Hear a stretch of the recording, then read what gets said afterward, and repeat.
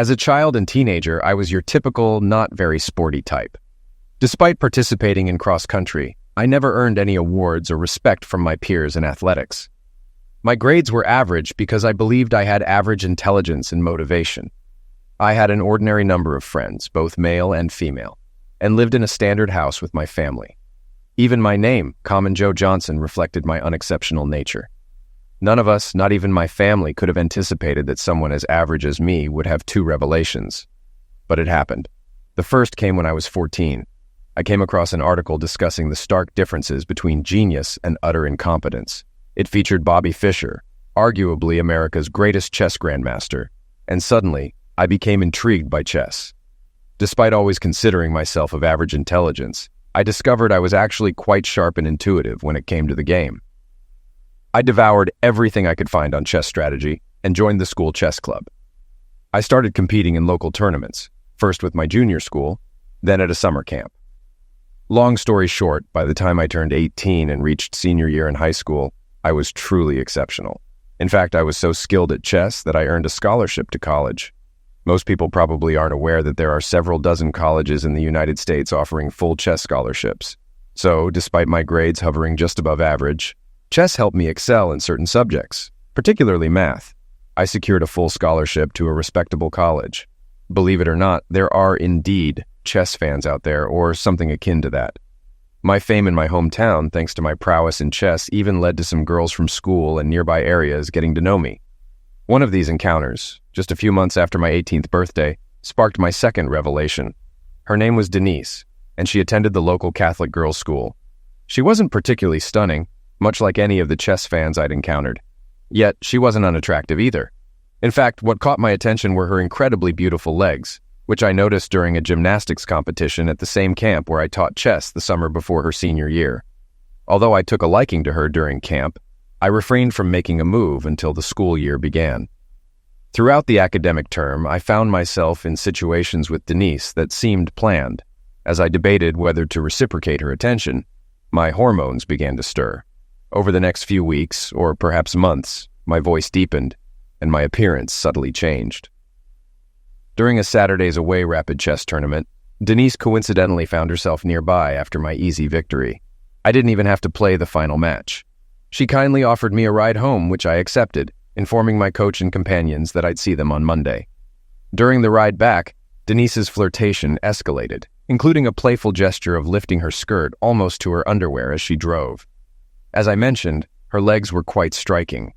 Later that evening, I agreed to pick her up for a movie date, and we shared a sweet kiss before parting ways. I hoped it might be a lucky night, but it exceeded my expectations. When I arrived at Denise's house, she was dressed more provocatively than I anticipated for a movie. That's when I learned her parents wouldn't be home for at least 4 hours. Without delay, she kissed me, and the chemistry was immediate. Although I was a maid, it was clear Denise was not. Before long, we found ourselves undressed once again. To cut a long story short, that evening marked my first lovemaking experience. Despite her efforts to reignite the passion for a second round, I fell short. Nonetheless, we enjoyed some carnal pillow talk, and I discovered a newfound pleasure in caressing and kissing her. When I left Denise's house 3.5 hours later, she extracted a promise from me that we would meet again. The most fervent promise I had ever made in my life. While Denise assured me that I'd fulfilled her with the same fervor and curiosity I'd previously reserved for chess, I resolved to become an unparalleled lover. Ultimately, I realized that my relationship with Denise wouldn't last long-term. I knew I'd be competing with more conventionally attractive men. Therefore, I needed an advantage. When Denise hailed me as the ultimate mating god and unabashedly declared that, despite seeing other men, I was far superior, I knew I had to aim higher. I began seeking new opportunities. Denise and I didn't truly love each other. Despite engaging in mating almost 3 times a week, we lacked emotional connection. She wanted to continue our casual arrangement into college, but fortunately her parents wouldn't fund her education, unlike my scholarship. Thus, we parted ways at summer's end. During my college years, Denise and I only occasionally dated during summer breaks. Although our time together was enjoyable and she deemed me even more skilled than in high school, I was already seeking a committed, loving relationship. I was disappointed by the lack of female chess enthusiasts in college. Moreover, competition for attractive partners was fierce. particularly as I didn't fit the typical stud stereotype. Despite lacking prominent muscles, top-tier looks, wealth, or irresistible charm, I compensated with determination and ambition. Although I had my fair share of satisfying lovemaking experiences during my first 2 college years, the women I engaged with weren't exceptionally beautiful, nor did they flaunt our liaisons. While many hoped for our relationship to continue, I became increasingly interested in finding a girlfriend or potential wife, rather than a casual fling. Towards the end of my junior year, I decided to execute a plan I had been preparing for months.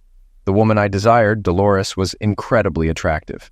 Despite doubts about my chances given her other suitors, I believed impressing her with my lovemaking prowess was my best shot.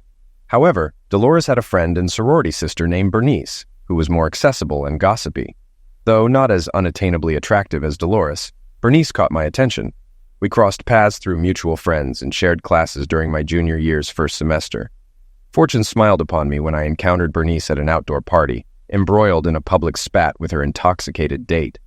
Sensing an opportunity, I intervened, offered her a ride home, which she accepted gratefully. In her drunken state, she repeatedly bumped into me on the way to the car. In line with her uninhibited demeanor, fueled by drinks, she broached several provocative subjects during our journey to her apartment. One topic stood out, catching me off guard. It went something like this. "Remember that girl who mentioned your remarkable hidden talents? Was she exaggerating, or are you truly exceptional?"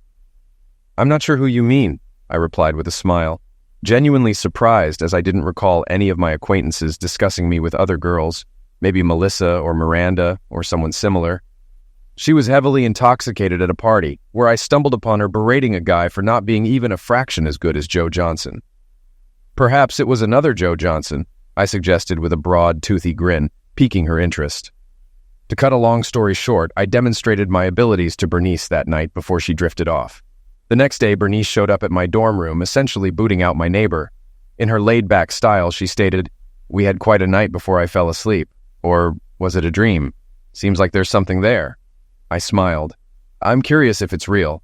Can you come over tomorrow night and repeat it while I'm sober?" "I'm not sure, Bernice. I like you, but I'm not looking for a serious relationship, and I don't want any misconceptions. Plus, if I decide to date one of your sorority sisters, I don't want you getting attached or her rejecting me because of our encounter." "Listen, dummy," she scoffed. "I'm not interested in a relationship either, and I won't stand in your way if you pursue one of my sisters. I just want to see if sober mating with you matches up to my foggy memory." "What time should I come over tomorrow?" I asked with a wide grin. "At 8 o'clock, but I have a test the next day, so you'll have to leave by 10 if you last that long." She chuckled devilishly. The following day, I rushed to complete my schoolwork, grabbed an early dinner, and did some language exercises. This was my chance to catch Dolores' attention, and I didn't want to miss it. I arrived at Bernice's at 8 o'clock in the evening. When she greeted me, I took charge, passionately kissing her, ensuring she noticed my muscular tongue over 8.5 centimeters long with a pointed tip, and swept her into the bedroom.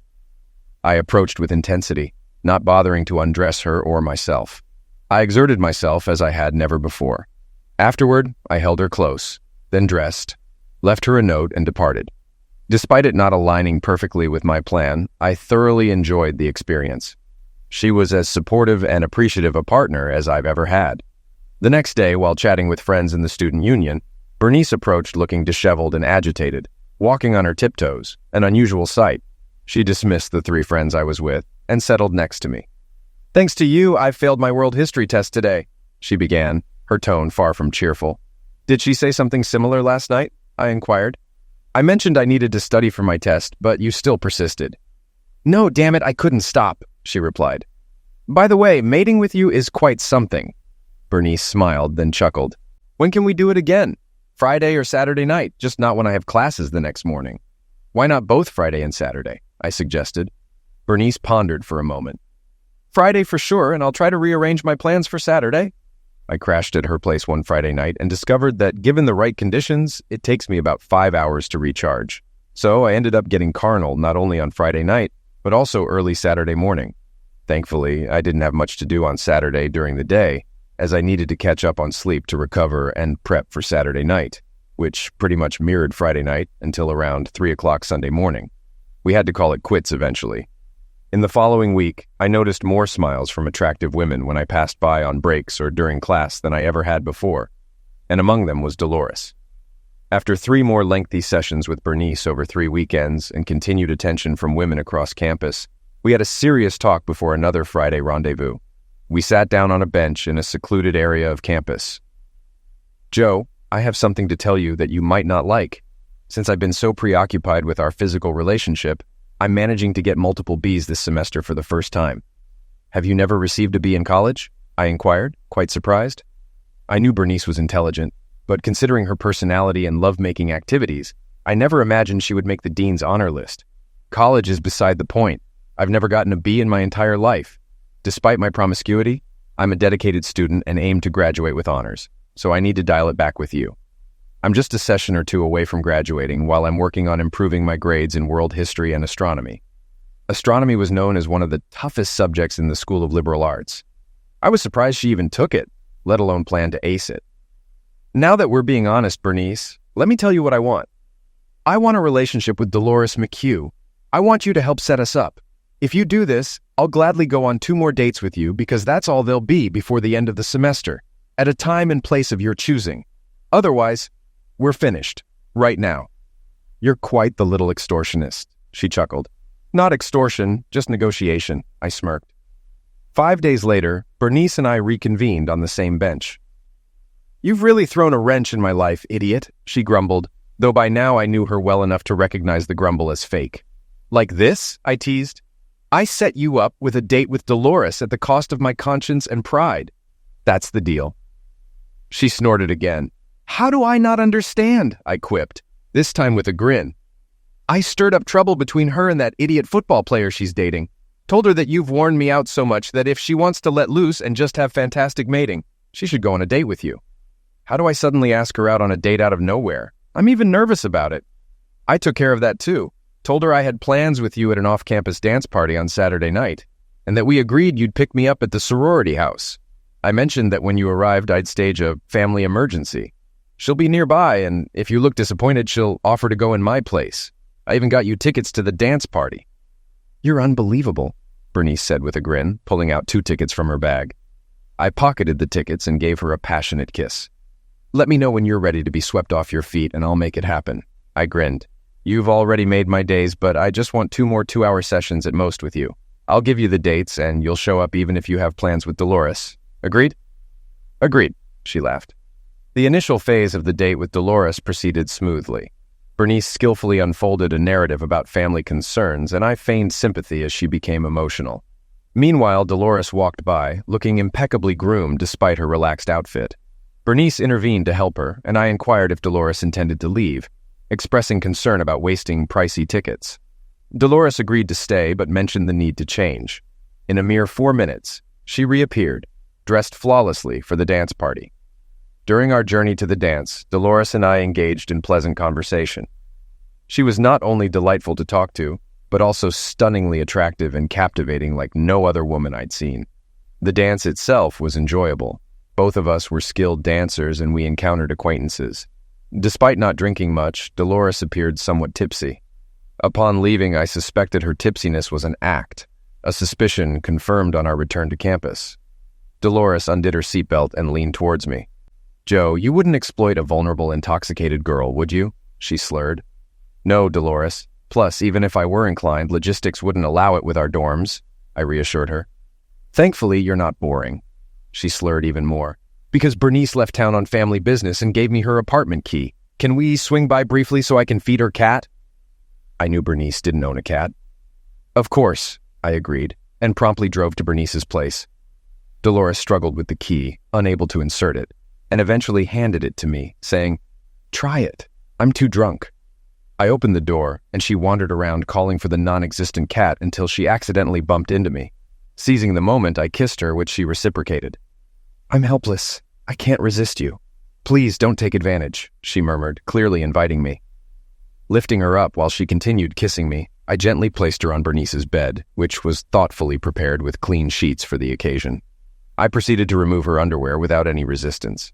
In the peaceful aftermath, while we lay together on Bernice's bed, a realization struck me. It had been the most satisfying lovemaking experience of my life. Upon reaching her sister's residence, before getting out of the car, she turned to me and expressed that it had been the best lovemaking experience of her life. She also mentioned her genuine fondness for me and wondered if there was potential for a relationship. I responded affirmatively with a playful grin. I might have continued with playful comparisons, but she interrupted me, indicating she understood my sentiments. She then mentioned picking her up at 7 on Tuesday evening for a student concert and hinted at the possibility of more, before giggling and closing the door. As the car door shut, she waved and hurried up the steps of the women's house, suggesting she might have overheard my confirmation. Things went remarkably well with Dolores, surpassing my expectations. By the time summer arrived, we had engaged in closeness in 10 different locations on campus, spent 3 nights in motel rooms, and an additional night at Bernice's apartment. I remained devoted solely to Dolores, fulfilling my promise to Bernice for 2 more encounters before college graduation. Expressing gratitude to Bernice, I wholeheartedly engaged in both occasions, despite feeling guilty for straying from Dolores, even though we hadn't committed to exclusivity. Bernice's success was evident as she graduated as the top student of the School of Arts and Sciences. In appreciation, I gifted her a Mont Blanc pen in an engraved holder with a message thanking her for her intelligence, selflessness, and allure. Upon receiving the gift, Bernice became emotional, shedding tears and embracing me. Wiping away a tear, she inquired about the likelihood of future encounters given her proximity while I was with Dolores. With a grin, I assured her it was unlikely but promised to always remember her. Chuckling, she kissed me and departed to meet her parents for the summer. Throughout my 3rd and 4th years, I remained exclusive to Dolores. I spent 2 weekends at Dolores's lavish mansion while her parents were in Europe, and she visited my parents' modest home once, necessitating a motel stay for privacy. During my senior year, I declined a chess scholarship and worked part-time, accumulating enough funds from summer jobs and winning professional chess tournaments to easily cover my senior year's tuition. This financial stability was also facilitated by renting an apartment with Dolores, funded by her parents, while I shared food expenses and covered most of our social outings. It wasn't until visiting Dolores's parents' mansion that I realized their considerable wealth. Despite lavishing Dolores with material possessions, her parents lacked emotional involvement in her life, visiting only once during our senior year, prompting me to hide my belongings during their brief stay. Introducing me as her boyfriend, they remained distant towards me. However, their aloofness was the only issue during Dolores's senior year. In fact, our closeness and affection for each other only deepened. We professed our love daily and enjoyed carnal moments nearly every day outside her menstrual cycle, spending almost every weekend in pure bliss. There were a couple of minor issues. Firstly, she had a tendency to splurge her parents' money on clothes, cosmetics, spa treatments, and whatever else she desired. Secondly, if she indulged in drinks, she would often boast to her friends, sometimes in my presence, about my prowess in bed. I hoped she wouldn't do the latter, as it would imply to them why a goddess like her would be with a guy like me, who she might consider out of her league in terms of looks. When I brought this up with her, she reassured me that wasn't the case. However, this led to many of her friends giving me curious or cautious looks, which made me uncomfortable. The natural progression of our relationship led to our wedding, which took place 2 months after we graduated from university, having both secured decent jobs in the same city. It was a simple civil ceremony since her parents declined to participate, viewing me as beneath her, particularly because I wasn't extremely wealthy and she rejected their attempts to set her up with affluent suitors. At least her brothers attended the reception. Anthony was a wonderful person, while Jonathan appeared to be troubled by the event. Dolores acknowledged that forming a strong emotional connection with her parents was never a priority for her. Despite this, she recognized the difficulty of relinquishing the comforts and luxuries provided by their wealth, especially after they stopped supporting us financially following our marriage. Just before the wedding, she mentioned she could handle it, shrugging off the concerns. She remarked that I already possessed a decade's worth of fashionable clothes, to which I concurred, stating that I didn't require anything additional. In response, she sighed and chuckled, adding that she intended to spend a lot of time unclothed. The beginning of our married life was joyful. Over the first 3 years, our careers progressed as expected. We upgraded from an apartment to a townhouse and built a good social circle. We stayed active, with me running and lifting weights while she frequented the gym.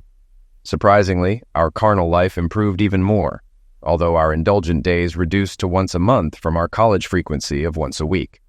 Dolores reconnected with Jane Britton, her debut party companion at 18, who encouraged her to join the local junior league, known for its charitable work. However, in our city, Most members were affluent women or had incredibly wealthy spouses, with Dolores and a few others being exceptions. A significant portion were trophy wives much younger than their affluent husbands. Surrounded by such opulence, especially during fundraisers at various mansions, Dolores developed a newfound appreciation for material possessions.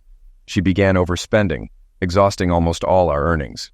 When she started dipping into our modest savings, we had our first major argument. Although it was a heated disagreement, neither of us held on to any resentment.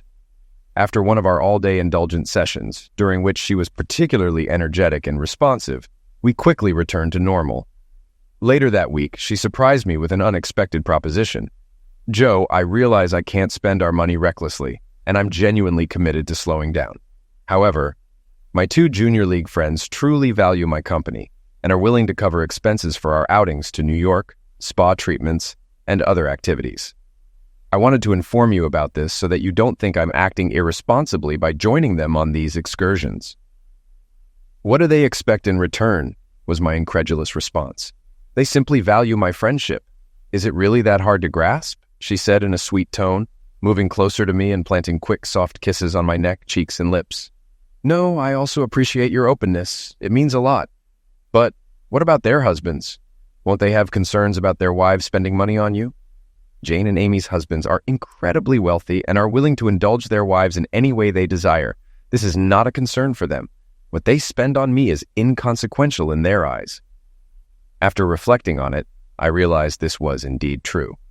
Through my interactions with Jane and Amy at Junior League and other social events, I knew their husbands held them in high regard, with both spouses ranking among the top 200 richest Americans.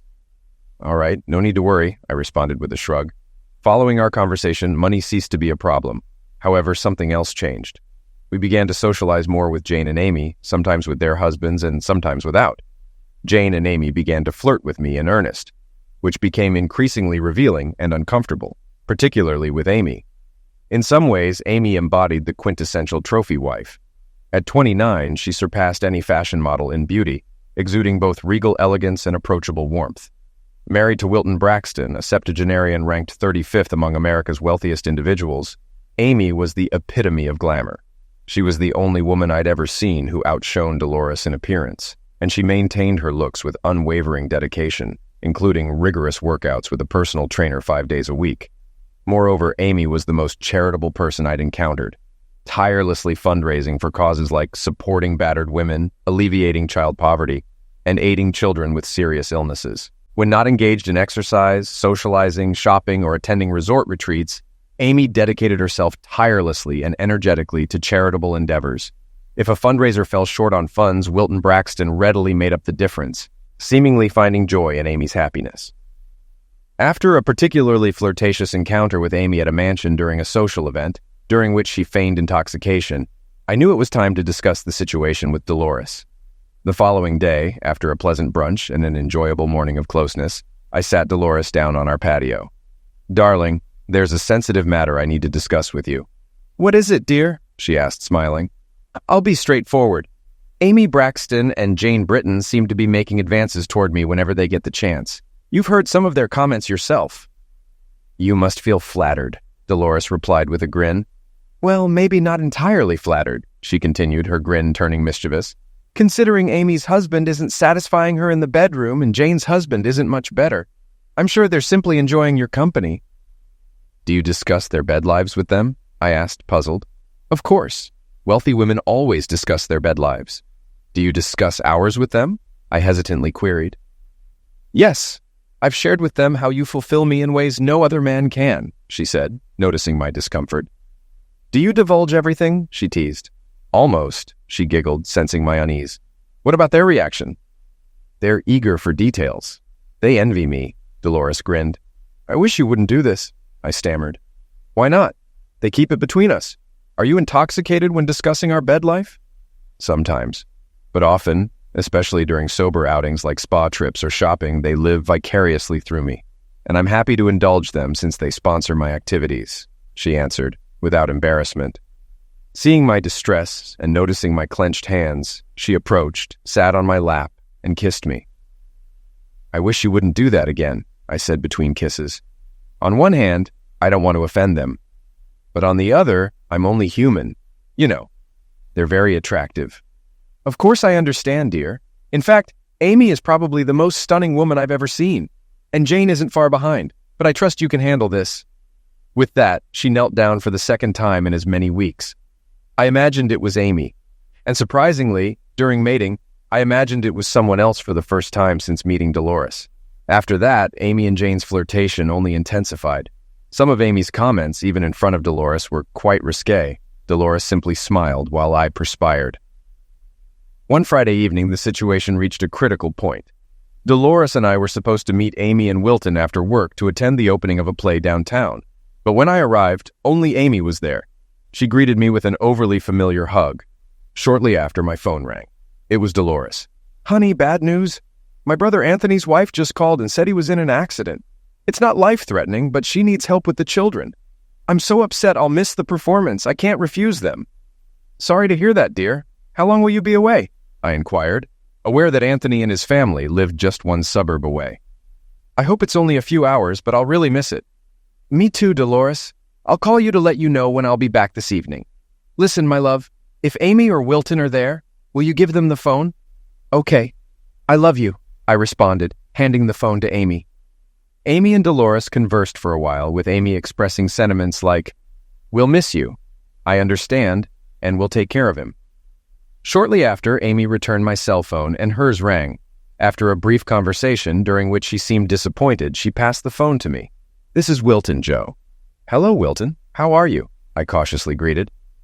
"Listen, Joe, a very important business deal just came up, and I have to take my private jet to Paris within the hour. I won't be back until Sunday evening. I'm really sorry I'll miss the show, but Amy really wants to go, so please join her and then go to dinner at my expense."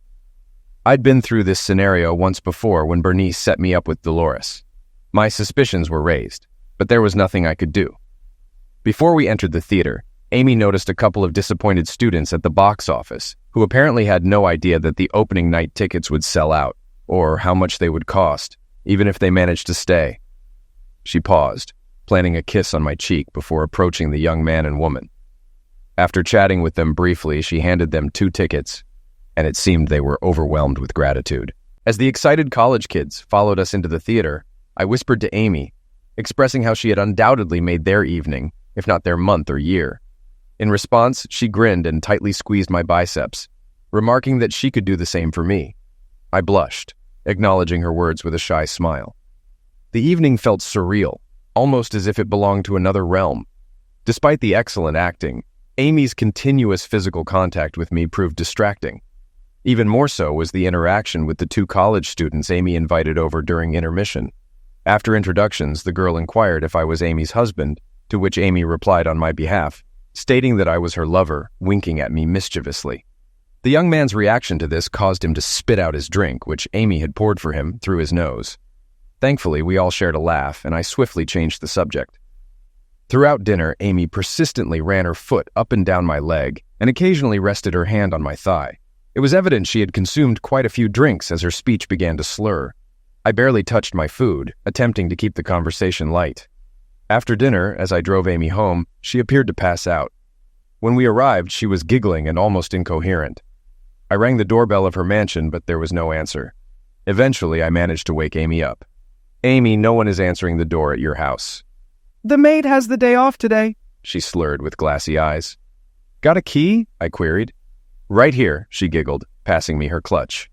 In her small clutch, I quickly located the key, assisted her out of the car, and physically carried her to the front door. A task not without its challenges. Ascending the 10 steps from the circular driveway to the ornate entryway, I propped her against the front wall, unlocked the door, and ushered her inside. Leading the way, I supported her as she stumbled behind me. Suddenly, she straightened up, closed the door, and leaned against it. Extracting her mobile phone, she pressed a button, her expression unexpectedly content. "What's up?" I inquired. "Your wife's about to call," Amy said with a mischievous grin. At that instant, my phone rang, and I turned away from Amy to answer the call. "Hi, honey," Dolores greeted. "Anthony's wife asked me to stay until Sunday evening because they really needed me. I hope you don't mind. I wish I could chat longer, but there's so much commotion here. Love you, and can't wait for Sunday." Then she abruptly ended the call without acknowledging my request to wait or my questions. "What's the deal?" I turned back to Amy to find her standing undressed except for her high heels and a necklace of rubies and diamonds. Her allure and sensuality left me breathless. "What?" That was the only foolish thing I managed to say apart from a sigh. Amy approached me, pressing her magnificent chest against my chest and wrapping her arms around my neck. "I'm sorry you're in the dark, Joe, but Dolores orchestrated it all. She set everything up." Confused, but beginning to understand, I muttered, "And Wilton?" "Wilton's known since we got married that he can't fulfill me in bed. But as long as the guy is married, approved by him, and we're discreet, he doesn't mind my extracurricular activities. He gave the green light for you, as his call to you showed." "I see." My eyes widened, and I was rendered speechless as I gazed into Amy's mesmerizing azure eyes. "You're not going to be the first guy in my life to turn me down, are you, Joe?" she asked rhetorically before slipping her tongue into my mouth. While we kissed fervently, a flurry of thoughts raced through my mind in no particular order. It was all arranged by Dolores, likely to cover the costs of those lavish shopping trips and spa treatments. I'm just a man.